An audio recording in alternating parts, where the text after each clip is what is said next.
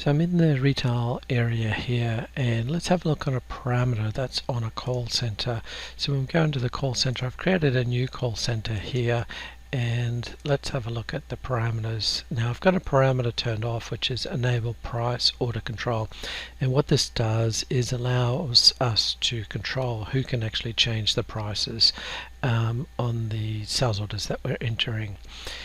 So this works with the call center.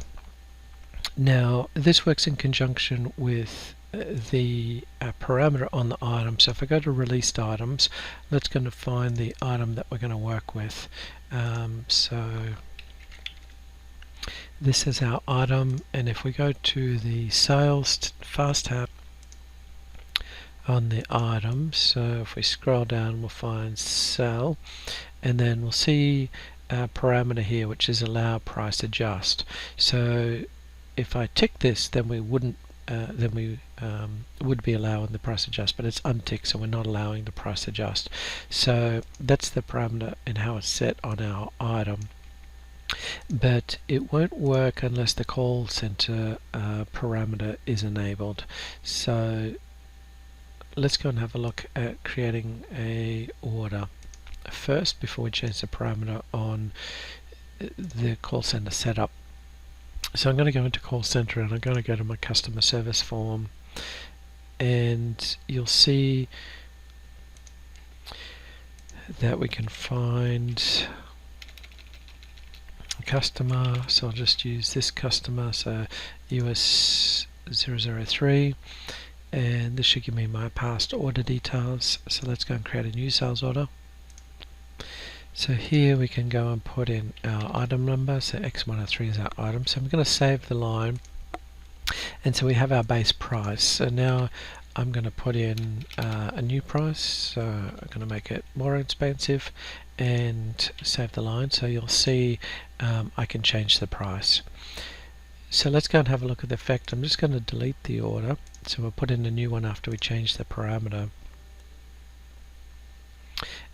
I'll go across to my call center, and then we'll enable price control. So I'm going to turn this parameter on, and then we'll just save our call center setup, and then we'll close it out to make sure it's saved. Alright, so the parameter is turned on the call center, and then on our item we're not allowing price adjust. So let's go and put it in the order again.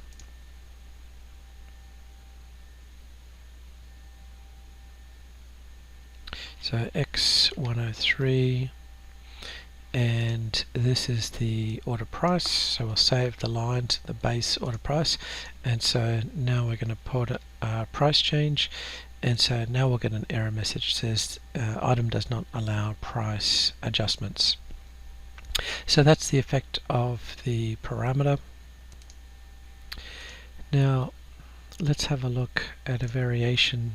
So let's have a look at the effect of in the call center with the enable price control turned on, but on the item we're going to allow price overrides. So if we go to sell, I'm going to turn on our parameter to adjust, allow price adjust.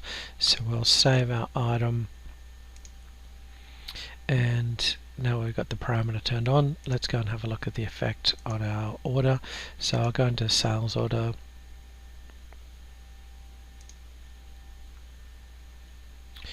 we'll add a line and save it. So there's our base price.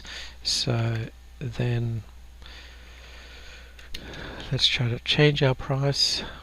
Okay, so here we'll then be prompted for the reason code and operator details about why we're changing that price. So that's the effect. If you want to allow price rise, then you want to get a supervisor or someone to validate or okay that that's an okay price adjustment. So that's a good control if you're trying to minimize people randomly changing prices in the system. So I'll just cancel this out, and we'll delete our order. So you'll find that parameter on the released item under allow price adjust, and you'll also see that on the retail setup for the call center,